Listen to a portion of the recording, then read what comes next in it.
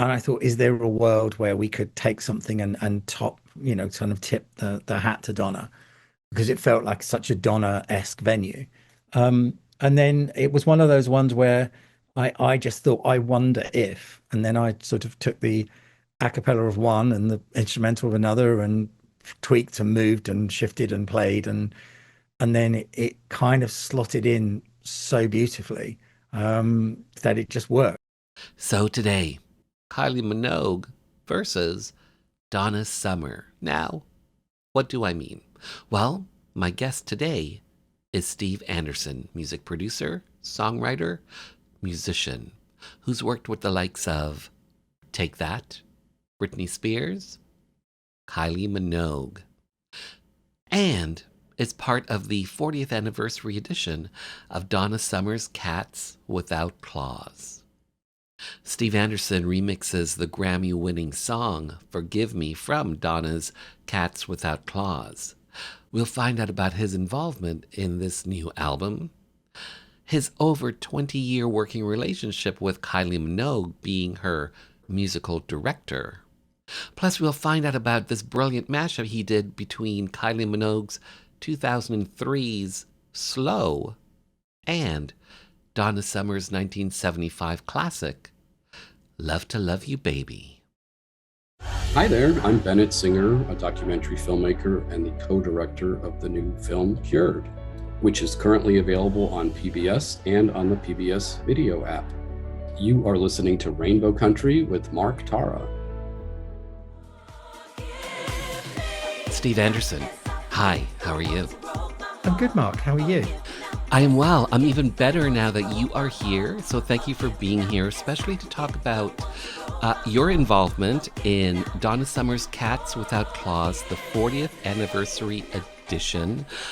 Cats Without Claws was originally released in 1984, is a Grammy-winning album, winning Donna Summer the Best Inspirational Performance for the track Forgive Me. So here's my first question for you. How did you get involved in this 40th anniversary edition of Donna Summer's Cats Without Claws? How did this come about for you?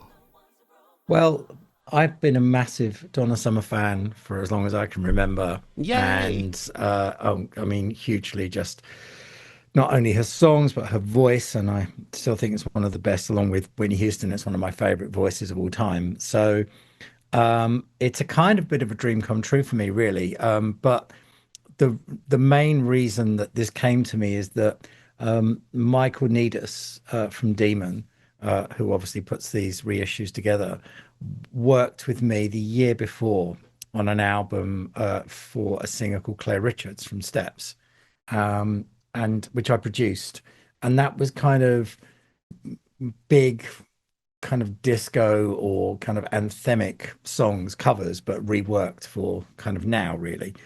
And one of them was we did a version of No More Tears with Delta Goodrem.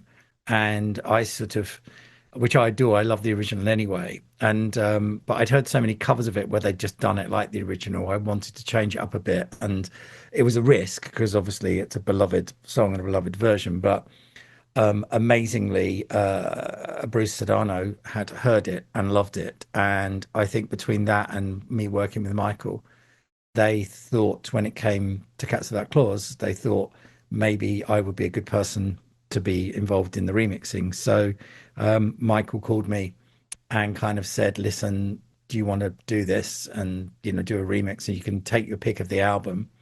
And I then listened to the album, re-listened to the album because it's not one that I remember as well as some of the other albums. And I there were some obvious choices, and I thought, well, there were some choices where I thought, okay, I could do something with that. But then, of course, at the end, you have this gem of Forgive Me, which is a classic Donna vocal and not much else. And I just really warmed to that and had this crazy idea that I could turn that ballad into a disco anthem with a lot of kind of trust, I guess, from Michael and from Bruce, because it would need to be obviously I'd need to speed it up a bit. I wanted to have a new background vocal arrangement, new strings, basically just change it into a disco spectacular. And amazingly and brilliantly and thankfully, they trusted me to do it. And that's how it came about. So you remix the Grammy-winning "Forgive Me," a beautiful ballad originally on the album. So how did you come to the decision to do it, to do that particular song, especially in a dance vein, because it is a ballad? How did you just listen to that song and the a cappella over and over and over again to get uh, inspiration and on how you would take it in that direction? I pretty much heard it from the moment it started playing. I kind of, my brain works in a strange way in that as it was playing, I was hearing the arrangement in my head of Mm, how it could be. hmm And I think, really in that classic Donna Summer way of when she would take Could It Be Magic and turn it into a dance song, it felt like a natural thing. And there's obviously been incredible house and club remixes of ballads. Unbreak My Heart's a great example of a ballad that turns into an up tempo. And I realized it was a tempo where I'd need to kind of speed it up a bit, but then I had particular ways of doing things to be keep the vocal intact. Obviously, the vocal is the most important thing out of everything. But as I was listening to it, I had was sort of converting it in my head into how it would turn into that. But ultimately, going back to what I said, ultimately I was only doing to it what Donna Summer had done and her team had done before when they'd made things like Last Dance start as a ballad and Could It Be Magic started as a ballad. And it's just doing a classic disco version of a ballad, which is what Donna Summer was kind of known for. So this song is a beautifully done ballad. It's a Grammy-winning song. Were you nervous or apprehensive at all about taking a Grammy-winning ballad and essentially discofying it, for lack of better words? Were you nervous or apprehensive at all? I was because I have such a huge respect for her as an artist, and I knew that it had to get past, many people, including Bruce. So it Bruce Sedano, was, her husband. yeah, yeah, Hmm exactly. And the label and everything. So I did, but I've been lucky enough over the many, many years that I've been doing this to have remixed and worked on sort of lots of songs with from lots of different genres and reworking them. So hmm I kind of felt I had it. I knew I wanted Like you had a um template, so to in speak. my head, yeah, I kind of knew what I Hmm wanted to sound like. I knew I wanted my friend and artist Terry Ronald, who's a great producer and background vocal arranger. I knew I wanted a new background arrangement on it, and I knew that would help because obviously on the original there's just Donna's voice and a piano, so it needed that. So I knew I needed to record that. I knew how I wanted to kind of structure it, and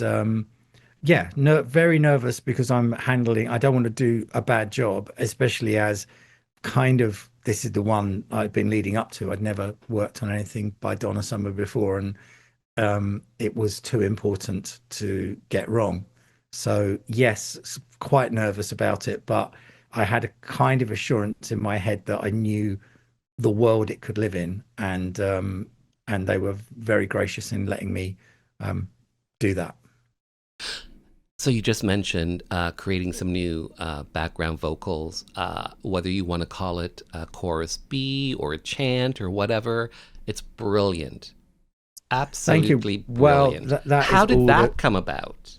that is all the creation of Terry Ronald. So I've worked with Terry for many years, and he's another huge Donna Summer fan. And the day that I called him and said, "Do you want to do some background arrangements for Donna Summer?" He, nearly sort of fell off his chair, but because he's a huge disco fan as well.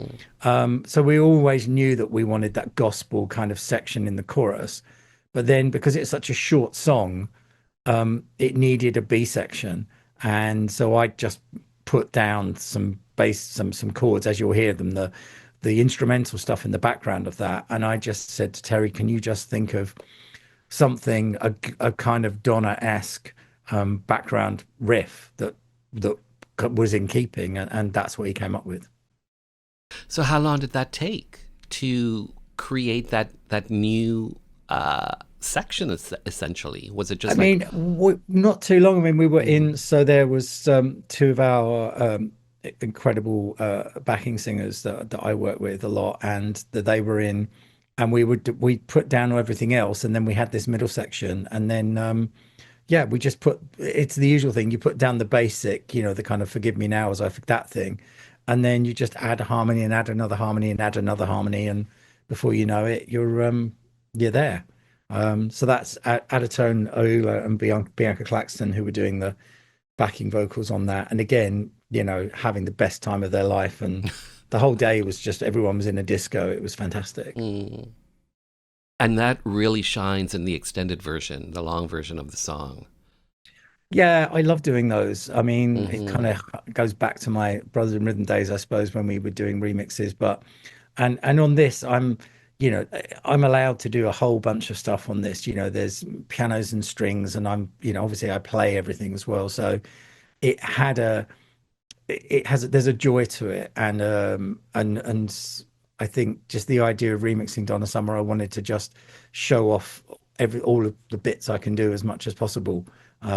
So yeah, and but the main thing was the vocal. It had to work, and it couldn't, even though I was speeding it up a bit. I worked really, really hard on making sure that all of her vibrato stayed the same, and it didn't sound awkward or it didn't sound weird. I Hmm. wanted it to sound as authentic and honest as possible. Random question. You mentioned at the beginning of our interview that you're a fan. You like Donna Summer. You Yes. love Donna Summer. Have you ever met her? No, absolutely no, I haven't at all. And I suppose it was, I mean, I suppose at her height, I was probably, kind of young, but I think I might have seen around the time of the Stock Aitken and Waterman record was kind of the time that I was at that point where I could have, like, I might have been able to see her around and stuff. But no, I never got the opportunity to meet her. No. So Steve Anderson, you are a musician, you are a songwriter, you are a producer, among other things. You've either written, co-written, or produced music for artists like Take That, Britney Spears, Kylie Minogue. So here's my question for you. How did this all start? How did this all come about? Did you always want to get into the performing arts, to be a musician, to be an artist? How did this start out for you? Very simply, I have always luckily been able to play kind of keyboards and piano by ear from a very early age, and Mm, I found myself working as a kind of T-boy, for a company called DMC Disco Mix Club, which were doing DJ only remixes, and they had a bunch of studios, and I would work in those studios, kind of playing pianos and keyboards for the producers and making tea and cleaning up afterwards, and then when everyone had gone home, I was allowed to kind of experiment in the studio. And eventually, I was obviously DMC had a monthly album, and that was DJ only exclusive remixes. So I was allowed to kind of play with sort of various multi tracks and start doing remixes of my own, and kind of learn my craft as if you like, kind of on those remix albums. So being able to work on multi tracks by big artists who I'd never have normally would have got because no one knew who I was, but it was a great way to showcase what I did, and that just led to me meeting a DJ called Dave Seaman who was working on the sister magazine of the in the same building called Mixmag. And we got together, formed Brothers in Rhythm, started doing remixes for bigger artists as Brothers in Rhythm, and that was it. Really, it was just very fortunate to be in the right place at the right time. well said, well said. Okay, Voltaire, an 18th century French writer and philosopher. Voltaire, one of the theaters at the Venetian Resort in Las Vegas. You have been the musical director for Kylie Minogue, I believe, for going on over 20 years, I believe. In 2024, Kylie Minogue had a Las Vegas residency at Voltaire.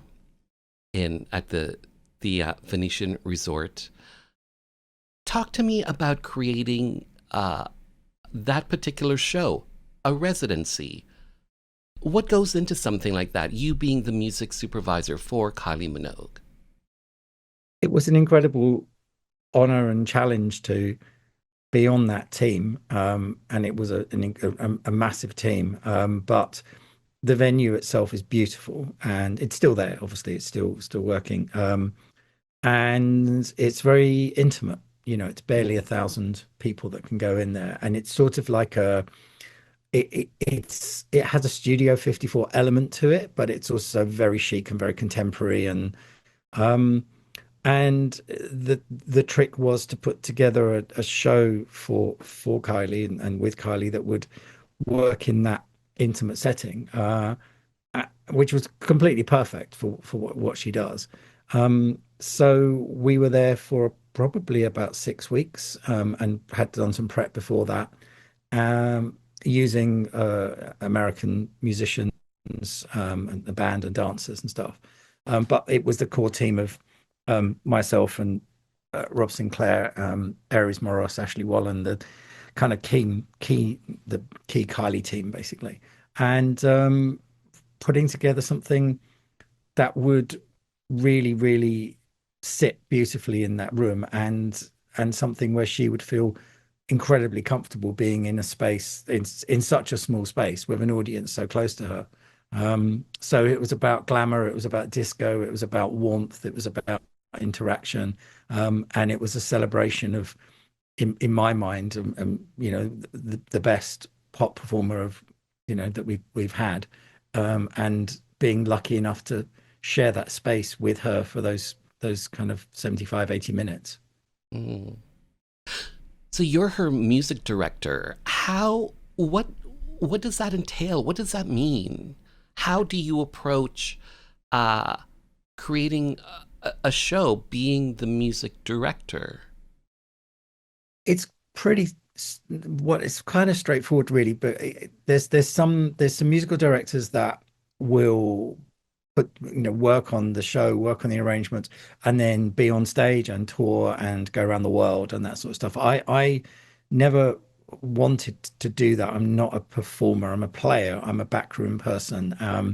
So the first tour that I worked on was a Kylie tour in '98, and I kind of knew that I wanted to just be in a world where we get the songs, I would then arrange them in such a way they would fit within the show, because obviously every show is different. Sometimes that means remixing them, rearranging them, staying as they are, creating the parts, creating all the elements that need to be in there, liaising with the choreographers and the lighting designers and the creative directors to make sure everything kind of works, casting the band, rehearsing everything right up until shows start, and staying for the first few shows to kind of make it and tweak it until it's at a point where everyone's happy. So it's everything to do with anything musical, and similarly, a lot of the elements that happen on a tour when I work on a tour are similar to the Donna Summer thing, in that the version that I will come up with is usually me doing everything. And then I'll apportion out the parts. And that's when it gets exciting, because that's when live musicians get involved, and Mm-hmm. they always make everything sound so much better. So you mentioned earlier that you had not met Donna Summer. No, So how did you and Kylie Minogue originally meet?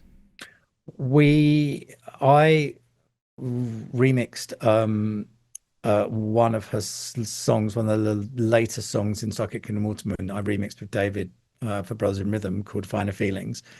I think she liked that. I heard that she liked that, but the bottom line is that, when she left Stark Aitken and Waterman and she signed to a dance label called Deconstruction, they happened to be friends of ours, and we happened to have done a lot of work with them. And the honest answer is, my partner David called up the label and said, we love her. Could we maybe work with her? And they said, yeah, sure, we'll send her down next week. And so it's as simple as she rocked up, on a sort of the middle of the week at our studio, and we had to have something in our back pocket to play her, and we had the bare bones of what ended up being Confide in Me. So Mm, that's the day we met was the day that we wrote and recorded that song.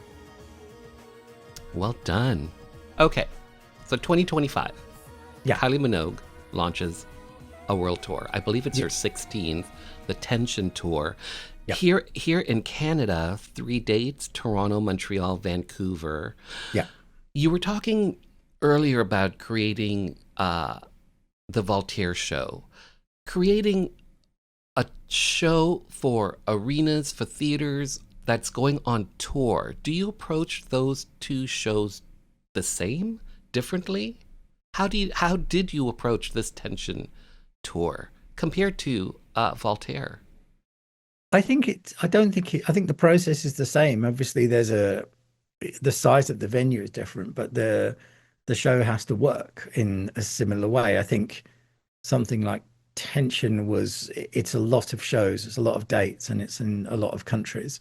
So it definitely uh, needed to have a format that would fit and would work everywhere. Um, but the honest answer is that there's a lot of incredibly brilliant people that get together from all of the departments and headed up by her, who's the principal person that has all the best ideas. And we just spend months kicking ideas around and set lists around. And when you have a career which is, nearly heading towards 40 years, it's a lot of songs. And you're also talking about an artist now because of what happened 2 years ago with Padam. It's three generations of family that are coming to see her now. So, which is wonderful, by the way. So wonderful to see that. So you've got kids and parents and grandparents, and that's fantastic. So it's about trying things, making sure it works as a show, making sure she's mainly she's happy and she's comfortable and she's got something that she can perform and really enjoy. And if she's having fun, everyone's having fun. Um, and sometimes it's about reworking stuff. Sometimes it's about taking something that you've kind of has worked before and doing it. Sometimes it's about taking a song right back to the original and not playing around with it too much. We did that with Slow on this tour, which had been going through lots of different incarnations. In Mm. weirdly, actually, on in Voltaire, it was mashed up with "Love to Love You, Baby" by Donna Summer. So Hmm.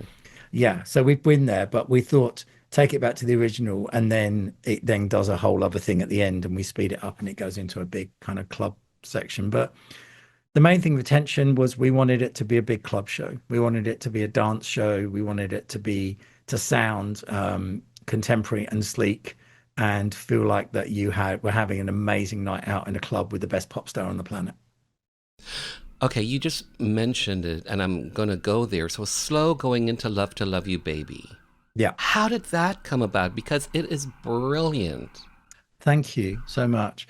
It was another one of those weird things where my brain, I knew we were doing Voltaire, and Voltaire, the rest of Voltaire wasn't just the Kylie show. It was the main thing was the Kylie show, but before that, there was a whole beautiful bunch of vignettes by these, and it was all based on French disco, and it was very burlesque, and it had such a kind of chic to it, and I thought, is there a world where we could take something and top, kind of tip the hat to Donna because it felt like such a Donna-esque venue. And then it was one of those ones where I just thought, I wonder if, and then I sort of took the a cappella of one and the instrumental of another and tweaked and moved and shifted and played and then it kind of slotted in so beautifully that it just worked. Sometimes those things don't work. Sometimes the keys are so far apart that you can't. You're trying to make it work, and it's net. But I usually find the best mashups are the ones that almost within about 5 minutes, it's kind of working like a dream. So you used Kylie's original vocal, the a cappella, and is that the original instrumental of Love to Love You, Baby? No, no, it's all recreated. Okay. Yeah, yeah. No, we Because it don't. sounds like it. Yeah, yeah. Everything's recreated. We never use samples. Aren't you brilliant? Well, I have a lot of amazing musicians Mm. around, and obviously on the on Voltaire, we have a live band. So, I mean, there's not too much. But when you actually look at Love to Love You, Baby, as much of a masterpiece as it is, there's not a whole lot on it. So much of it is that bass line, that drum groove, the wah wah guitar, and the Rhodes and the strings. So, the band were doing pretty much all of that And live. Kylie did a live, I guess, live to tape for the release of Disco, Mm, her album, and she does that. yeah, yeah. The two songs, Slow Going into Love to Love You Baby, and it's brilliantly done. Well It done. just fitted really well. It was, Hmm. Infinite Disco and then Voltaire. It Exactly, just all exactly. fitted beautifully in the same world, yeah. But for Tension, we're back to that incredible slinky electronic original, and then it goes into a full-on rave at the end. Hmm. Okay, so whether it's being a music supervisor for a music theater show like Becoming Nancy, Hmm. or it's writing hit songs for the likes of a Kylie Minogue, or it's remixing tracks, or in this case, a particular track for an iconic artist like Donna Summer. Here's my last question for you, Steve Anderson. It's simply this: what do you hope your audiences come away with after they've experienced the artistry of Steve Anderson? What do you hope your audiences come away with after experiencing you Um, and phew. all that you entail? Well, I mean, firstly, as I've said before, it's a small cog in a big machine. But I would say when it comes to something like the remix, when you're going back to Donna Summer, which is predominantly her vocal and everything else is what I've done, I just hope they would come away with the same joy listening to it as we had creating it. And I think that goes the same for pretty much anything I do. I'd love I put everything I have into what I do, and when people react well to it, I was very fortunate. I saw some lovely reactions from people, for Forgive Me, which you just never know because people, as you say, it won a Grammy. People love the ballad version, um, and sometimes people don't want you to play with things. But I just hope that they come away, yeah, pretty much with that joy and happiness and love for the music, because that's we've had so much fun making it. So if they come away with a small amount of that, then I've done my job. Steve Anderson, well said, well done, well remixed, well recorded. Thanks for your time. Thank Thanks you. for being on the show. Well done to Lovely, you. lovely to talk to you, Mark. Thank you so much.